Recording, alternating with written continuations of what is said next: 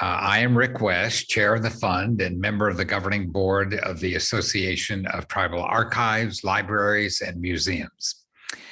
Many of you may know me from either the National Museum of the American Indian, the Autry Museum of the American West, the International Council of Museums, or the American Alliance of Museums, where our paths may have crossed personally and professionally. I was delighted to see the names of so many old friends and colleagues when I looked at the registration list. The Going Home Project is important to me because as a museum director with extensive Native collections, I recognize the importance of returning material culture and the knowledge that is embedded in it to the originating communities of this country. As the title indicates, the Going Home Fund is beyond repatriation and even beyond museums. While it is about returning cultural objects and the knowledge contained in them to the originating communities, it serves a far broader purpose, a far deeper purpose. Yes, it is providing the financial support that has prevented the return of cultural heritage, but it is also raising awareness that Native communities are ready, willing, and capable of caring for their own cultural materials and the knowledge that they carry. The fund is building bridges over the troubled waters of colonial collecting practices. It is over these bridges that items will be brought home. It is over these bridges that cultural continuity for many Native nations will be enhanced and restored. The Going Home Fund is not a repatriation project alone. It is a restoration and reparations initiative. Joining me today are Going Home Council member Susan Feller, President and CEO of the Association of Tribal Archives, Libraries, and Museums in Oklahoma City, Oklahoma, Tessa Schultz, Assistant Project Manager of the National Museum of the American Indian in Washington, D.C., and Laura Ella Cruz, Collections Manager at the School for Advanced Research in Santa Fe, New Mexico. Susan, Tessa, and Laura join me in thanking our colleagues who serve on the council with us. We are deeply appreciative of the leadership everyone is providing as we establish this groundbreaking project. A roster of council members is available on ATALM's Going Home page. Before we get started, I wanted to remind you that this meeting is being recorded. A link to the recording will be sent to all 600 registrants and made available on the Going Home Fund's website. If you have questions or resources to share, please use the chat feature or raise your hand. We will pause at various points during this morning's session in the presentation and take questions. While this meeting is scheduled for an hour, we will stay online if there are questions to be answered and conversations to be had. Now let's get started. Why is returning items to Native communities the right thing to do? I would offer up these following 6 points. Advancing cultural continuity. Cultural heritage items hold deep, deep significance for Native people. They are not just objects, but are essential to preserving and revitalizing cultural practices, beliefs, and traditions. Second, addressing historical injustices. Many cultural items were taken from Native peoples and communities during colonial and imperial eras through theft, looting, or coercive means.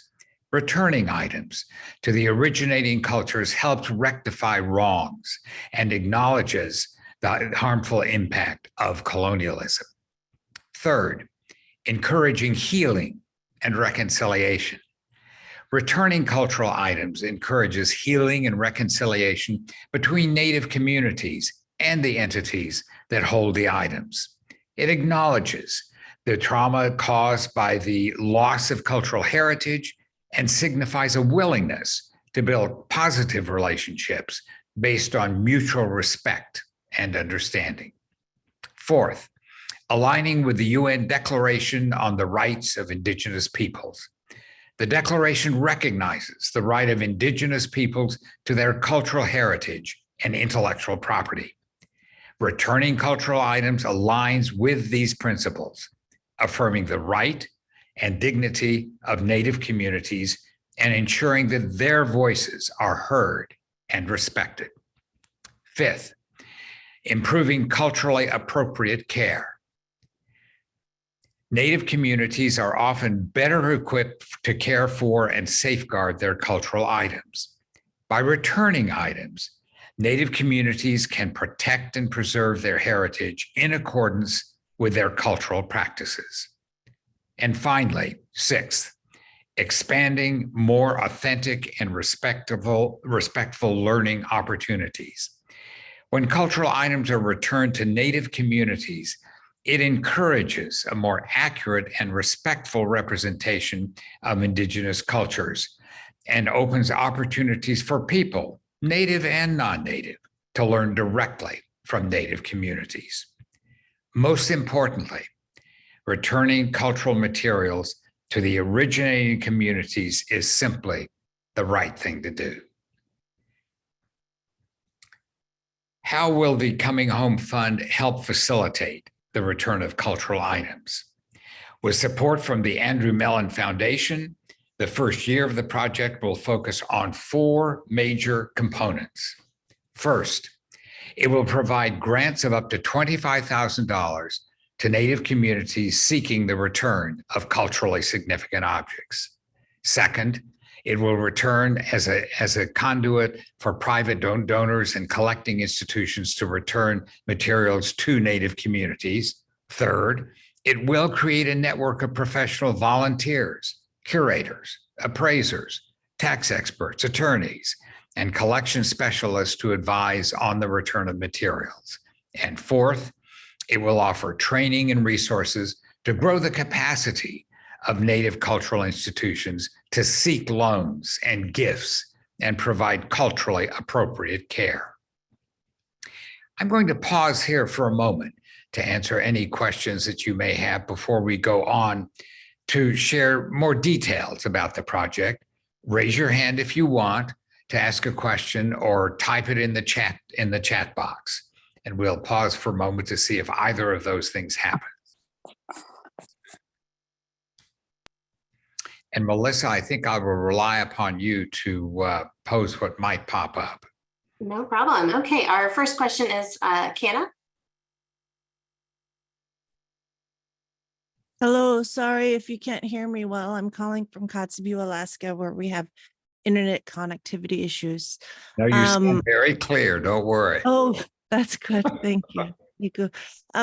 My question, thank you for this beginning of this presentation. One thing I would really love to hear about is, on the, on funding projects to get items home is really important, but also helping with critical infrastructure to support those items returning home is an important part. Like communities often, I've been working on this for a while, and communities often have a struggle with where, especially in areas in coastal Alaska or places with, climate change, just where do we put anything?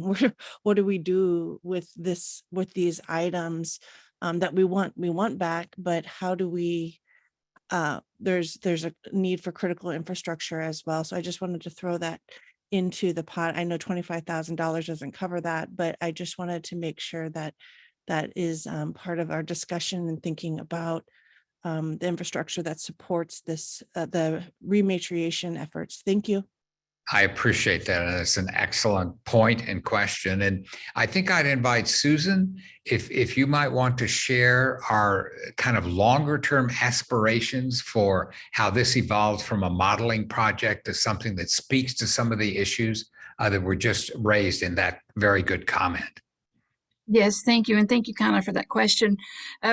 This particular grant does not cover capital improvements because we don't have enough money in the fund. It's $250,000.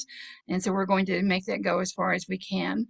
But on the back burner, we have a plan to have a much larger sum to help you with capital improvements, whether it be building a new facility or improving an existing one.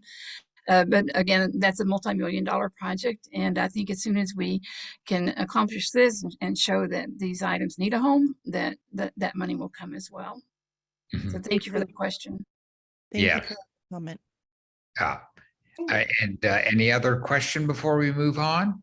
Yeah, so one of the questions we have in the chat is, does the funding apply to First Nations? Okay, Susan. Sadly, at this point, no, because we're limited in our I couldn't scope. find you again in your Apple Music library. You can ask me to play a radio station or ask for your music on a different app. Me doing that? I hope not. Okay, sorry about that. But as more funds become available, we're going to extend our geographic eligibility to include First Nations. But for now, it's U.S. territories, tribes, and Native Hawaiians, Native Alaskans. Thank you. And Rick, you're on mute. I just wanted to let you know that. One of the other questions, let me get back up here. We have, can someone please define private donors? I think that's private collectors. It could be both, I think. Could it not, Susan? I mean, if private donors wish to support us, that's fine. In addition, but I think that it is correct that we're talking primarily about trying to move beyond simply museums or public institutions holding collections to include private collectors. Because this is really an effort to expand the concept of repatriation beyond repatriation per se, and to make it reparative, if you will, and restorative. And in order to do that, we need to get to more sources of material or collecting that really go beyond museums. I think that's the main point of how we're trying to expand the scope of what we're talking about in creating a fund that sends things home, if you will. But one of the reasons that we started this project, or what inspired the project, was a major private collector wanting to divest of his corporate collection. And it was pretty diverse, and he needed help in getting the appraisals done and shipping it and all of that. So that was one of the inspirations. And Carl, I see you have your hand up. Thank you. I was just, you kind of answered some of the question of just where this kind of originated. This whole kind of effort, this project? Well, I'll tell you another quick story, and then we're going to get back to the presentation. We had an Institute of Museum and Library Services grant to help Native communities plan cultural centers. And part of that was to help develop exhibits. And as we were doing that, it became pretty evident that there was not a lot of material to go in the exhibits because it was all held by other institutions. And so then we started looking into the cost of loans, and we were a little astounded at how much it cost. So we just decided that we needed to help organizations bring these materials home, whether it's through a loan or a gift. So those are the two reasons why this fund was started. Yeah. And I would just add very quickly, Carl, before we go on, and we sort of have to keep ourselves roughly on schedule. But the fact is, we were trying to figure out a way to sort of expand the concept of repatriation in ways that have a broader impact upon the community. In other words, yes, it helped for us to give material back so that tribal institutions that can do exhibits themselves. But what we want is something which has even an impact beyond those institutions at the tribal level and has an impact upon community knowledge more broadly spread. And now I think, unfortunately, I do see some hands up, but we're going to have to go on, I think, to make sure that we roughly keep ourselves on schedule. And so I'm going to ask Tessa to share more information about the Going Home Fund's first objective, providing support to Native communities seeking the return of culturally significant items.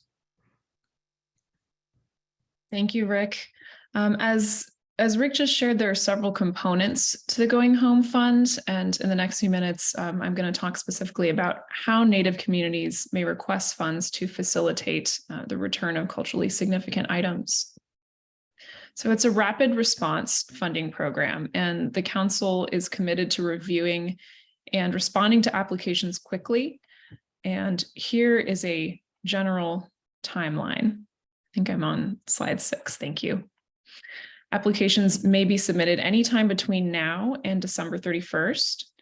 Applications will be reviewed on or around the 15th of each month.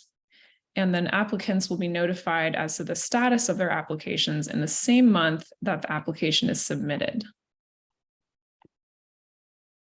Applicants must be a USA-based state or federally recognized tribe, to the earlier question, with a facility that can provide culturally appropriate care of the items to be returned. And as the program expands and more funds become available, we hope to include international returns and work with our First Nations friends. The fund will cover the actual costs associated with the return of items.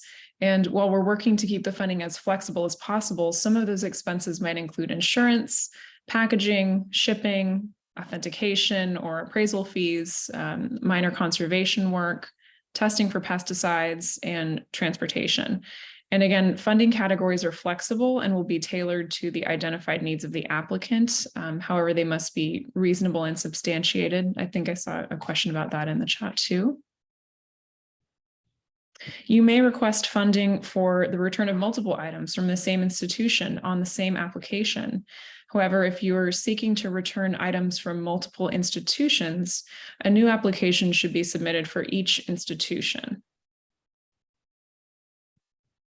The application is simple and straightforward, but there are 3 documents that you must include. The first is a letter of resolution from a tribal government authority authorizing the return. Secondly, a letter from the lending donor or institution committing to the loan or return. And lastly, photographs of the item or items under consideration.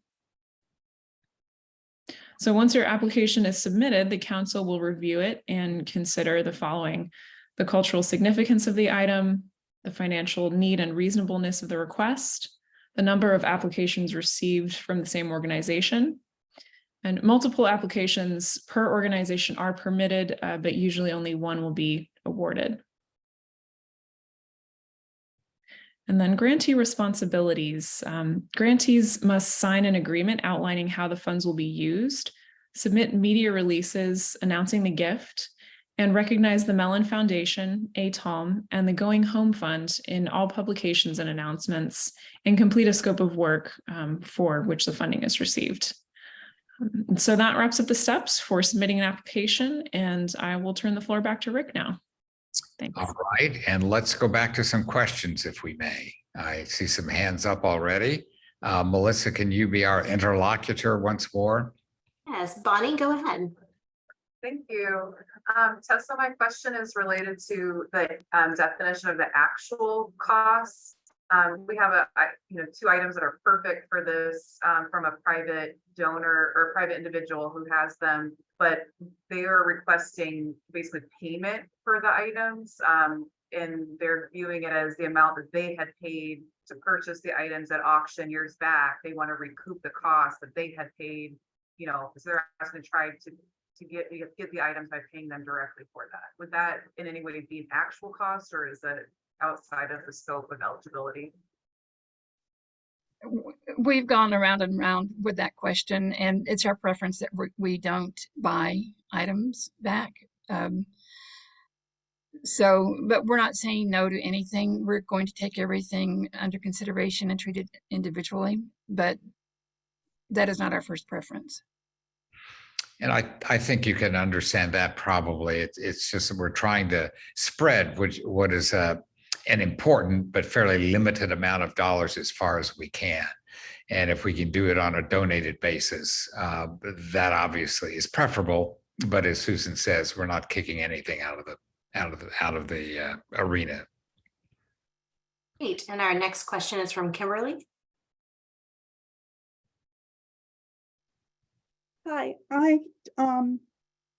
my question or concern is that has there been any thought of, say, an Indigenous institution that holds belongings from other tribes that they want to return?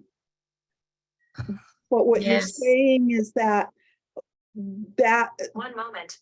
oh, sorry. Oh, I think that might be me. Yeah, don't worry, mine did the same thing. I was suddenly talking with Siri, but please go ahead again. So I'm just curious to know if that institution would be able to apply for funds to return cultural belongings that don't belong to that particular tribe.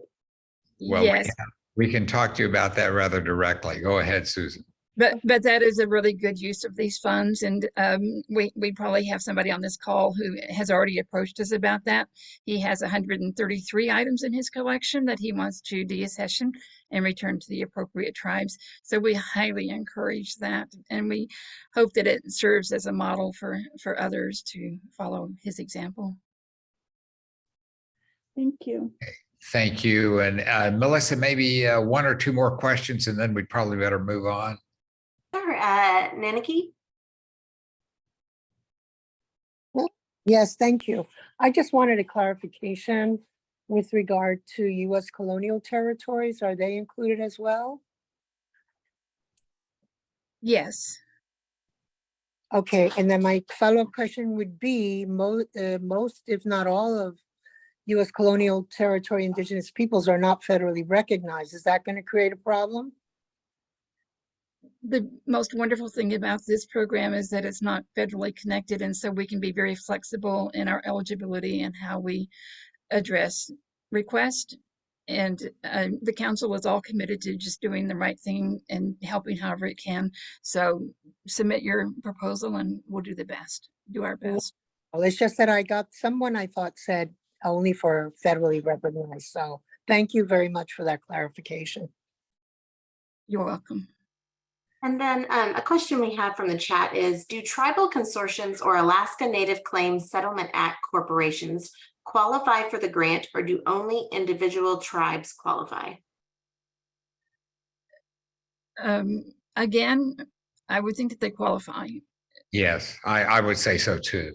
At least that's my own read of it. I mean, that's where we have a considerable amount of flexibility, and Alaska always gets thrown into a difficult hopper because of this division and how their land claims were settled and that kind of thing. But I would think that under the circumstances, it is both federally recognized tribes in Alaska as well as Native corporations. And then another question we have is, are travel costs an eligible expense? They're not at the highest level. But again, it just depends on how well the case is built for the need for travel. Now, you're talking about travel of objects or travel of people? Or do you know that, Melissa, from looking at the question? That was my question. It was people. Because we go and get the items. We don't have them sent to us. I understand. Yeah. I do understand that. Yeah. I think that would probably qualify under a courier expense. So again, we're being flexible. We want to address your needs. So just submit an application and we'll do our best. Sure. And I understand the comment, and we certainly face that at the NMAI frequently. So yeah, roll it in and let us have a look at it. Okay, I think we probably better move on. I'm sure there probably are more questions out there, but we will have more opportunities to answer them. And so I will thank Tessa for the information. But now I would like to introduce Council Member Laura Elif Cruz to share a few other features of the Going Home Fund. Thanks, Rick, and good afternoon, everyone. So I've been asked today to share how museums and private collectors may return items to Native communities through the Going Home Fund. I will begin by providing a few examples of our current projects. So finding homes for deaccessioned objects. Many museums hold Native items that do not fit within their collecting policies or their mission statement of an institution. For example, we are working with a large tribal museum that has more than 133 culturally significant items that belong to several other cultural communities. ATOM is helping to facilitate the return of items through its contacts with the identified communities and will provide funding to transport these items. The Tribal Museum repatriating the items is hoping to inspire other tribal museums to return items that are not specific to their cultures. And working with private collectors. So also what we're doing now is we're working with several private donors who wish to remain anonymous. The donors need help in determining the cultural attribution of the items or making contact with the most appropriate recipient of the item. And in some cases with high value items, seek assistance for an IRS tax deduction letter.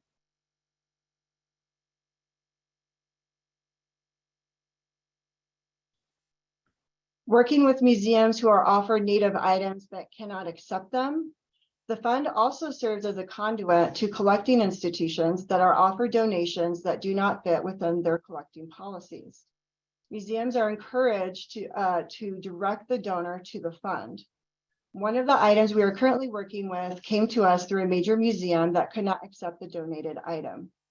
The museum kindly directed the donor to the Going Home Fund website where they submitted photos of the items. The council is now working to identify the most appropriate path for returning these items. And cultural attribution research. So what happens if items come to us for which a cultural attribution is not determined? The Going Home Fund is encountering items that are culturally unidentified. To help ensure items are returned to their rightful communities, the fund is appointing a team of experienced subject matter experts that will meet monthly to work on these attributions.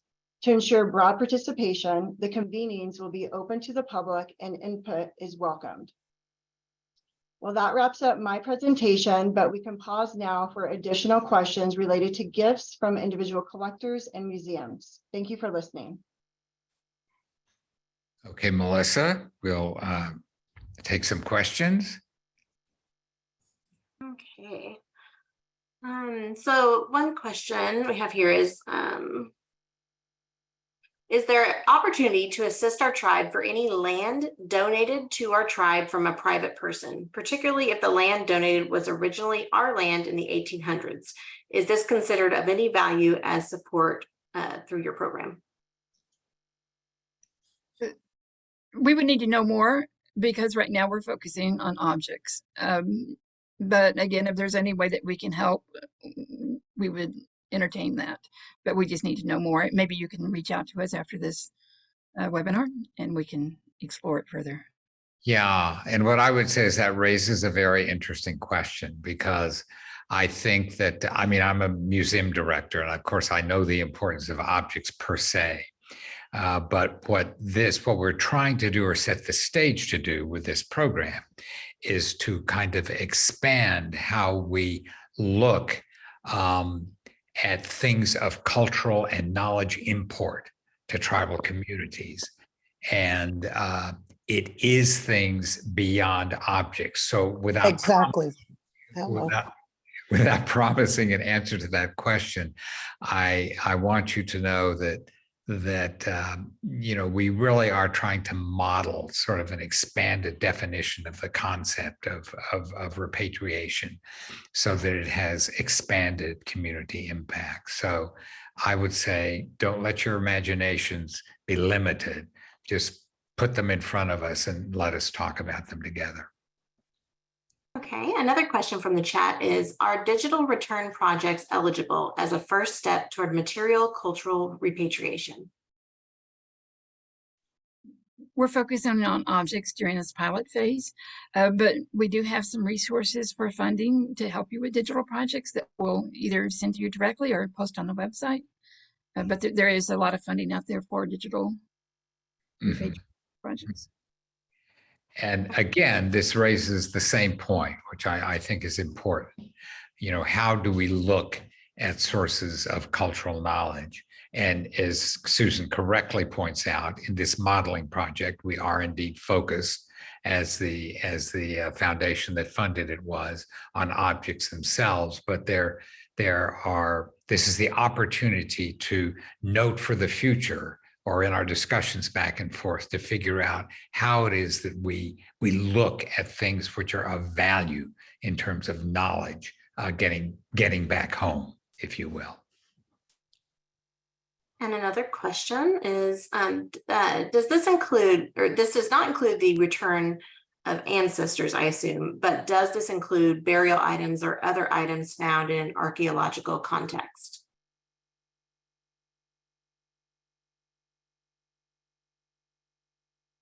I would say yes. I would definitely say yes. Yeah.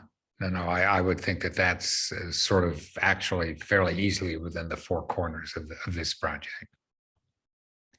Because those are actually items which could be subject to repatriation. And yeah, so my answer would also be yes. Now, Melissa, Go ahead. I'm okay. This may have to be the last one for right now. Okay, no problem. Erin, go ahead. Thank you. So it sounds like, to a certain extent, the fund may be willing or in a position to act as a clearinghouse for deaccessioned materials that may not have specific tribal affiliation. I'm offering an opportunity to perhaps clarify that. Yeah. Yes. Yes, the answer is yes, because I mean, having been through this drill from the inside of a museum, I know how complicated that can be. And especially when you're talking about private collectors, museums, we hope we can rely on their archival records to have some guidance in that regard. Although even that's wrong much of the time. But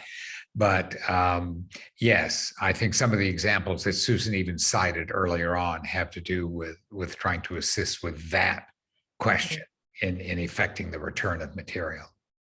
Thank you. Mm-hmm. And might I add, as we move forward, that we will stay on this call as long as anybody has a question. Right. So, don't feel like we're not going to get to your question, because we'll be here all day. As long as you have questions, we're here. So. Okay. And I think we do have time for Jess, if you'd like to give us a little bit of an insight into the Going Home Fund website and walking us through that quickly, just to clear up any questions there might be there. Yeah, absolutely. So hi, everyone. Thanks for the introduction, Rick. Thanks for being with us today and giving me a few minutes to take you through the application process. So whether you are a Native community or a collecting institution or an individual looking for more information about the Going Home Fund, your first step is to visit the Association of Tribal Archives, Libraries, and Museums website at www.atom.org. From there, you'll look under Project Announcements and click on Going Home, Returning Material Culture to Native Communities. This will bring up the Going Home Fund project page. If you are a US-based Native community or organization seeking support for the return or loan of culturally significant items, you will click on Fund, Repatriation, Gifts, or Loans to open up your application. If you are a collecting institution or individual who is seeking to return items to their originating communities, your first click will be on build connections between tribal communities and non-Native collecting institutions and individuals. This will open up a page that we have available for of resources that we have available for non-Native cultural institutions. The link for the donation of items application is under returning items through the Going Home Fund. The Going Home Fund is accepting applications through the Submittable platform, which works best on Google Chrome, Firefox, Microsoft Edge, and Safari web browsers. To access the application, you will need to either create a new Submittable account or sign into an existing one. Once you have successfully logged into your Submittable account, the application will be available for editing. If you need to invite others to help complete the application, you'll click on Manage Collaborators in the top right corner above the application guidelines. This opens a prompt box where you will enter the email addresses of the individuals that you would like to collaborate with, and then you'll click Invite. Before you start the application, we suggest that you please read through the application guidelines, especially about the applicant criteria and grantee responsibilities. The first part of the request for support for the Going Home Fund application collects necessary contact information from your community or your organization. The next part of the application asks questions about the item or the items being sought for return, their cultural significance, and your plans for exhibition or ceremony.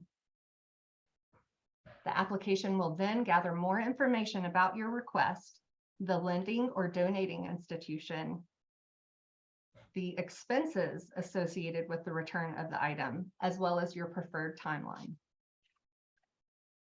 The final section of the application allows you to upload all the required and supporting documentation, such as the letters from the lending institution and your appropriate tribal officials. Under each section, you will find information about the number of files that can be submitted, as well as the acceptable file types. This will be the same when you're uploading the photographs of the items. You can see here that you can upload 3 items in each section. If you have more photos or more items, you may send the additional files directly to grants@atalm.org. At the bottom of the application, you will have the option to save a draft of your work to be completed later or to submit your application. Once you have either saved a draft or applied for the opportunity, your application can be reviewed on the submissions page in Submittable. You simply log in, click Submissions, locate your application, and then click on the actual submission number. This will open up the Activity Center on your application, where you can review your entire application under the Forms tab. You can also download a copy of the application, request to edit, or withdraw your application from the Going Home Fund opportunity. So let's say, for example, you're reviewing your application and you find a major typo or an error in the application. Well, you don't have to stress about that. You can click on Edit. It will bring up this little box where you'll follow the instructions, click Submit Request. And when we open the application for your editing, you will receive a message under the Messages tab in Submittable. You can also use this messaging board to communicate directly with ATALM or Going Home staff, or you can email us directly at grants@atalm.org. And that's all I have for the demonstration. I know it was brief, but please know that we are available to help you at every step of this process. So thank you so much for your time. I'm turning it right back over to Rick. Thank you, Jess. Thank you. Please know that we have attempted to make your manipulation of the website as transparent and user-friendly as possible. But as Jess emphasized in her closing sentence, don't be afraid to come back to us to ask for assistance in working with the site if you're having difficulty with it. So as we wrap up the presentation, I want to share a few opportunities for you to get involved if you'd like, and we will come back to questions, so don't worry about that either. The Going Home Fund is an inclusive organization. If you would like to get involved, we need volunteers with a variety of skills and experiences. There is a role for everyone, from people to help courier items to experts in the field, repatriation and loans. We also need attorneys, appraisers, planned giving experts, insurance specialists, packing and transportation specialists, exhibit designers, or anyone interested in making a difference. There is a role for everyone with ATALM and the Going Home Fund. To sign up, use the volunteer forms available on the ATALM website. And giving to the fund. As mentioned earlier, major funding for the Going Home Fund project is provided by the Mellon Foundation. Additional support has been provided by generous individuals recognized here: Marcy Flynn, Louis Goldich, Kelly McHugh, Roberta Kirk, Renissa McLaughlin, and Thomas Torma. If you would like to contribute to the fund, there is a form at the ATALM website. And that is there available for anyone to use. And I would also like to recognize the council. I want to thank my fellow council members for helping with this presentation, and also recognize other council members whose names are listed here. And I'm sure you will know many of them. The council is providing much needed guidance as we develop and test protocols and procedures to ensure that we meet our mandate of returning as many items as possible to the originating Native communities. And with that, that concludes the presentation, but I do want to return to some questions, because we have some time here before the hour is even up. And I know that there are more questions floating around out there. So Melissa, back to you. Yes. So one of the questions we have here is, can you define who you see as a tribal government official? And that's, as it applies to the application. I think that's a broad definition.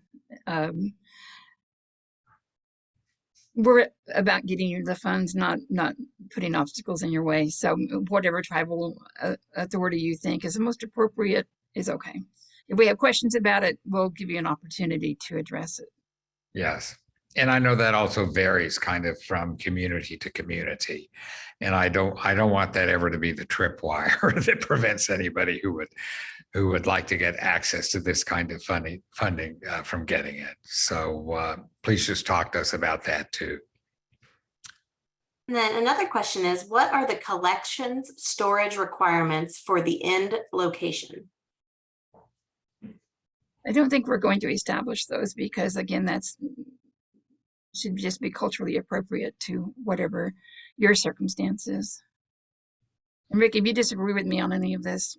No, I do not. In fact, I think that unfortunately is a sometimes questionable and sometimes almost needless barrier to trying to achieve what is really the objective of this program, and that is the return of material. So I think that can vary greatly depending upon the nature of the material as well as the needs of the community. So that's a subjective judgment made under particular circumstances, and we take that on, I think, a case-by-case basis. And then what is the equivalent of a governing tribal official for a Native Hawaiian organization? The executive director?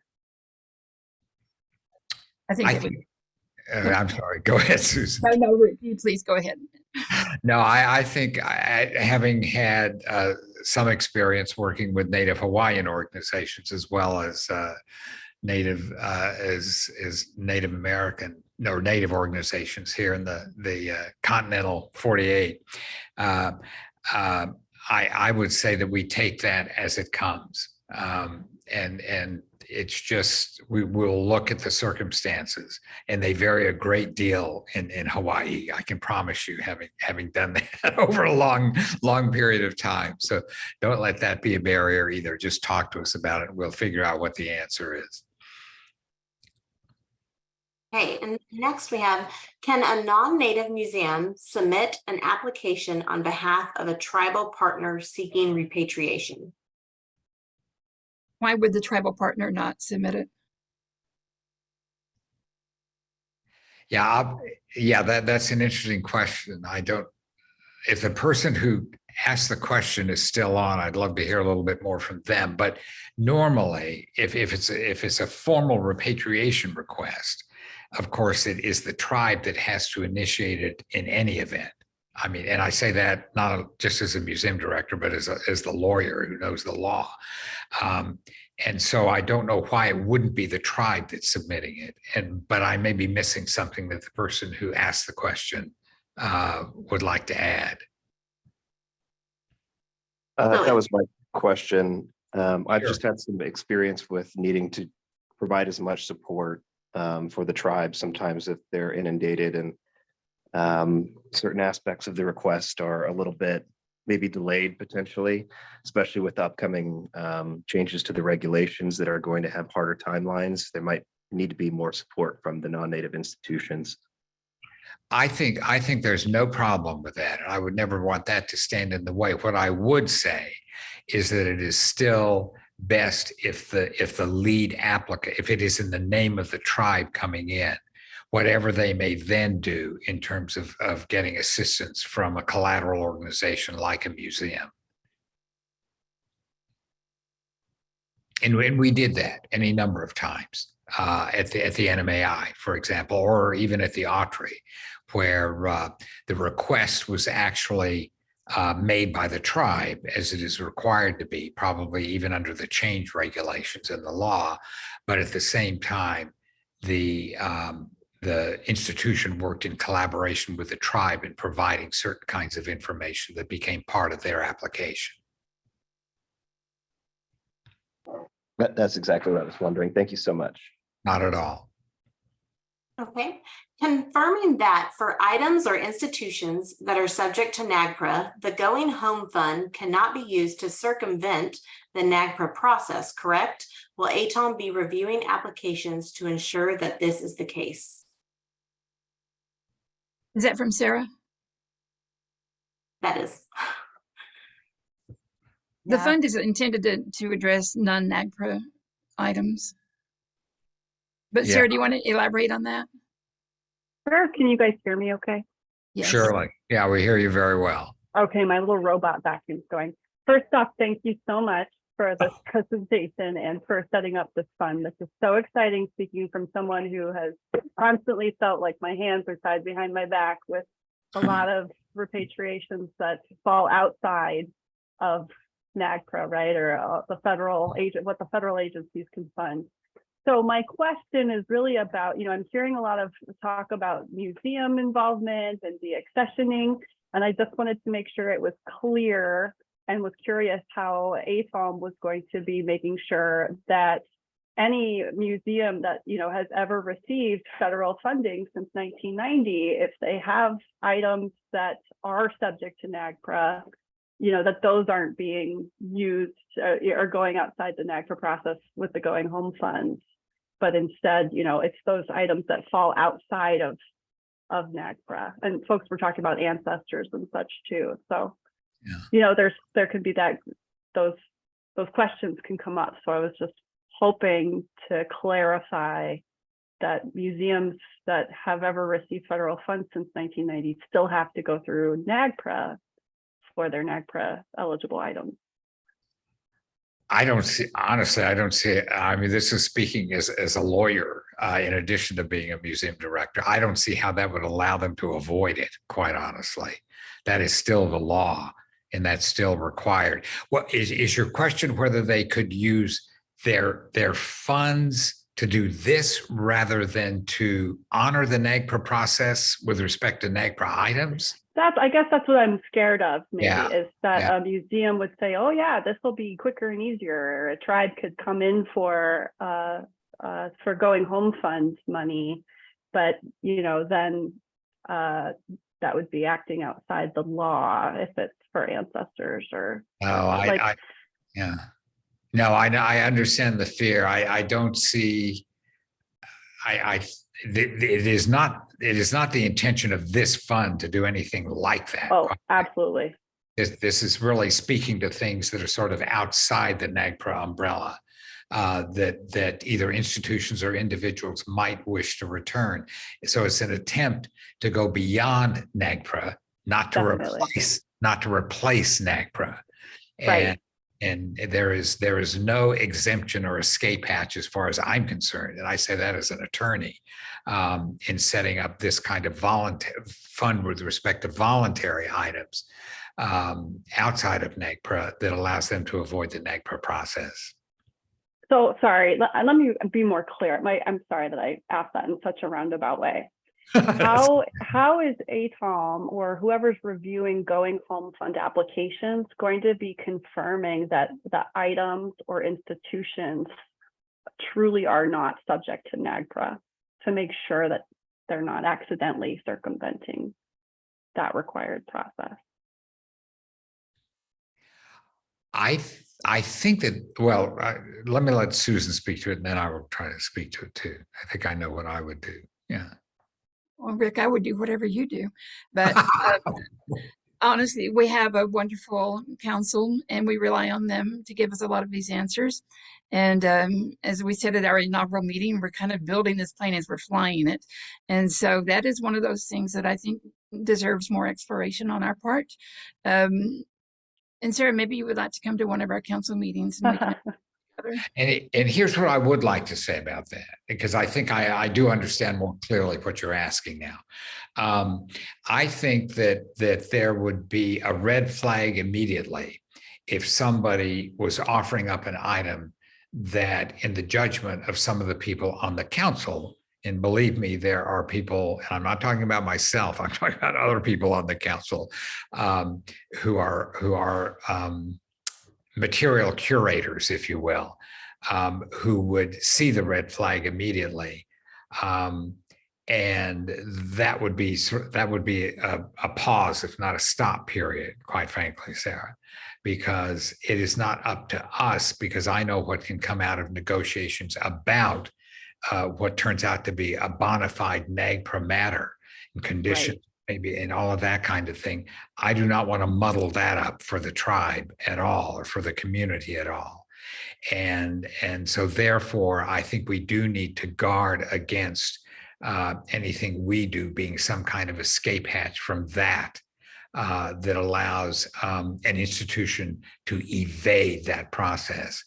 And I will also say that there is, I don't know of a museum in this country, honestly, private or public, that can avoid NAGPRA as a constitutional matter, because of the way NAGPRA is written. It applies to virtually every single museum in this country.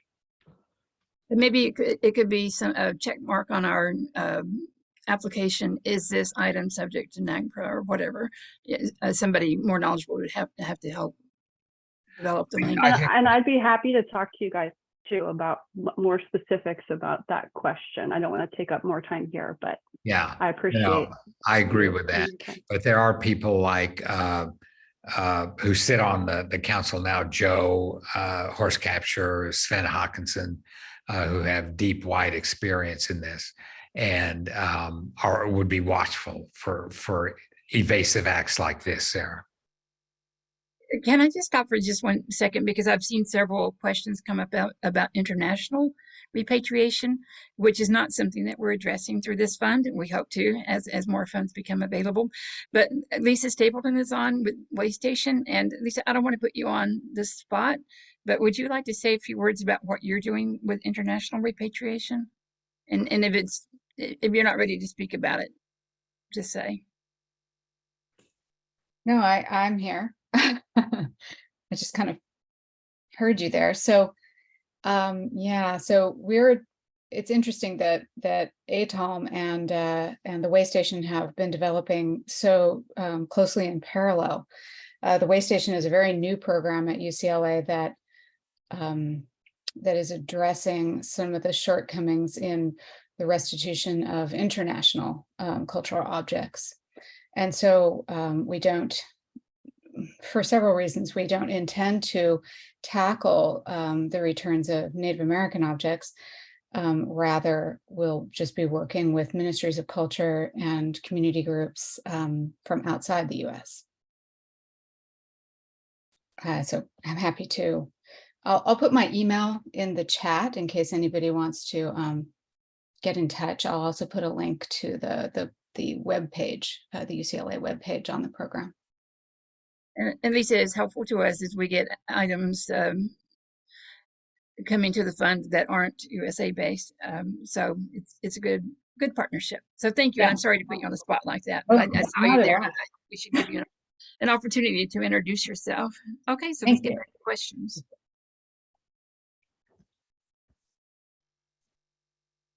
So now we have a hand raised. Aaron, go ahead.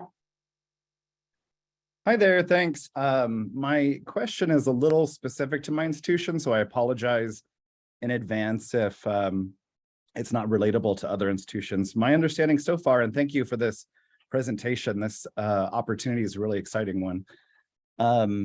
My understanding so far is that tribal organizations can apply, and then there's also the opportunity of a collecting institution to apply to return items to a culture that are maybe already deaccessioned. In my institution, there's basically not necessarily an interest in deaccessioning unless there's explicit interest from a tribe. So I know that that's kind of putting the cart before the horse, but I'm wondering if there's facilitation or support for that process through this fund. Yes, there definitely is. So, if you tell us what you have that you want to return, then we can start making those connections for you. And if you want to be anonymous throughout that process, you may until you're ready to make the gift or whatever. Well, Rick, so let me just clarify real quick. So there's my institution, and I'm the curator of my institution, but I'm imagining that the board of directors has a different opinion, but I don't think that there's interest in returning objects unless there is an explicit request from an indigenous tribe to do so. So there's not necessarily an interest in deaccessioning objects, but there is an interest in supporting the return of objects if a tribe comes forward and asks for them, if that makes sense. It makes sense. How does the tribe know what you have? Yeah, that's a good question. That's why I was wondering, that's why I wanted to ask this question, because the sort of making connections, that's an opportunity through this fund, I think would be somewhere to start. Yeah, so that would be basically, we would perhaps make available information on objects from a particular tribe to the fund, and then would there be a possibility of the fund facilitating that interaction? Yeah. Yes, we're doing that with them now. So We're already doing some of that. Okay, great, thank you. All right, there was a few questions in chat that go back to the NAGPRA. Could these funds be used for courier fees for return of cultural heritage material that went through the NAGPRA process?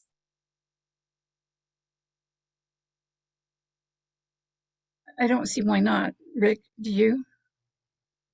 I don't, but I guess what I would say is that I also don't want to let the feds off easy, who have never lived up to their promise of actually adequately funding the repatriation process under NAGPRA with respect to communities.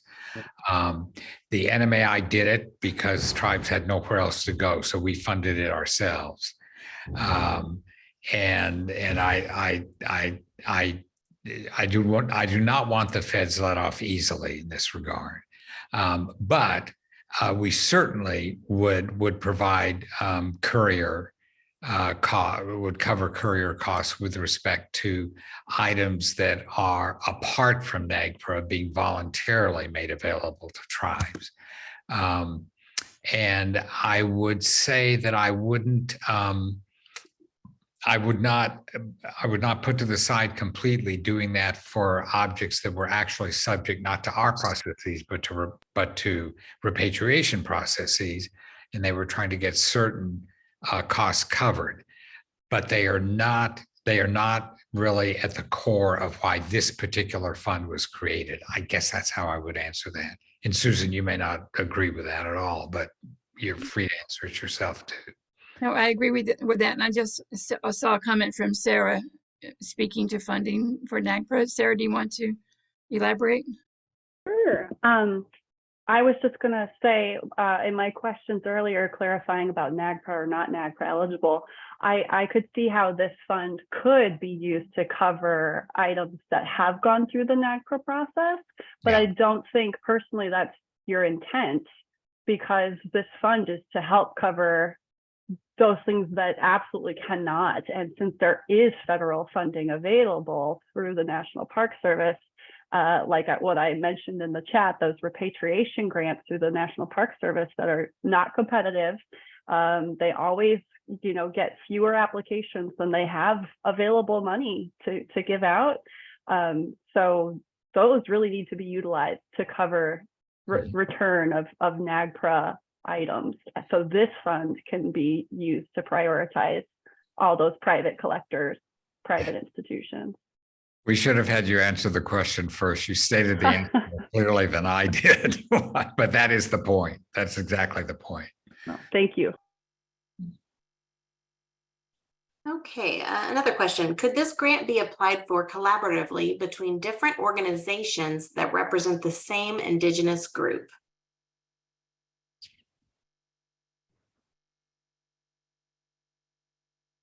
I'm not sure I understand the question. Does the person who posted the question want to clarify? Hi, yeah, sure. So in Alaska, I asked about like the tribal consortiums and the ANCSA corporations. All of these different organizations represent the same Indigenous group. Like I work for Chugachmute, which is a nonprofit tribal consortium. And if we wanted to work collaboratively with like the tribes in our region, as well as the for-profit corporations, I was wondering if we could like apply for this grant collaboratively. The grant is kind of object specific. But I don't think that forecloses, does it, Susan? It doesn't foreclose Native groups taking a collaborative approach in terms of how they organize themselves to make certain requests, does it? I don't think so. But again, you know, it just depends on, because where would the item go? I mean, I guess, I mean, these are really specific questions that we can address maybe individually. Benjamin Janik, do you have an opinion about that? Maybe he's left the building. I don't know. Here's, okay. We may have to take this up more specifically, but what I would say is I don't want to dishonor the spirit of the inquiry, which is that if I want as much spread to how this stimulates and inspires the return of material and material associated knowledge to Native communities, and if that is made more efficient by a horizontally collaborative process at inception, I can't see why we would object to that. When it comes to how it results in specific objects being returned that come out of that collaborative process, the application might have to be shaped accordingly. But I don't want to discourage interconnected processes at the community level for figuring out what they might like back and where they might get that. Does that make sense, Susan? Yes, very well said. And the application is simple. You know, it won't take you long to do. So it's just be aware of that. It's a very simple ask. And I interrupted. No, you're fine. Let's see. Could different programs from the same tribe apply for the grant at the same time, or can only one program from a tribe apply for the grant? I assume that would be like a library and a museum or an archive. Is that? I would say yes. You know, again, we're about getting to yes here with you. And I would say yes also. It doesn't, I mean, tribes are organized differently. You know, certain functions sit in different places depending upon the Native community you're dealing with. It is set up now so that somehow comes through the government, but the government has lots of different feet in the tribe, and it doesn't. There's nothing that precludes, I think, an application through the tribe coming from different parts of the organization. I think we should remind everyone that we only have $250,000 and that money will go pretty quickly. We want to be as fair as possible in distributing it while we're still working very hard to grow the fund. But this first year, we may have to just just do one per tribe, but we'll see. We're taking everything on an individual basis. All right, well, we are now past 4 o'clock. I don't know if you want to wrap up. And Susan, is there an email address you would like me to put in the chat if anyone has specific questions that we weren't able to address? Yeah, sure. Give them my email, and Rick and I will answer the calls together. Yep.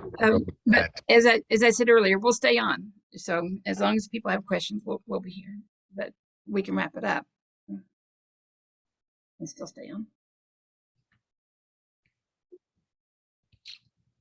Yes, if there's any questions I have not gotten to, and feel free to raise your hand and ask them. Well, if not, this is the beginning of a process, not the end of it. So please feel free, as other questions come to you, other points, to be in touch with Susan, and through Susan and the council, and we will sort it all and get back to you. But I want to express my gratitude for so many of you taking the time to be with us about this. I have, since I'm now a bona fide octogenarian, I love seeing things go forward and seeing new initiatives launched, and somehow to having arrived at the National Museum of the American Indian at the inception of NAGPRA, and now seeing what we're trying to do with this fund in taking NAGPRA, if you will, from the 20th to the 21st century and beyond. I'm delighted to do something that sort of expands the ethic and the ultimate intentions of NAGPRA in connecting Native communities and Indigenous communities with their own heritage. In ways that build a future, a Native future for all of us. I'm simply grateful for your assistance in this, and feel blessed to have it. So please do take care. Thank you for being here, and we'll see all of you soon again. Thank you very much.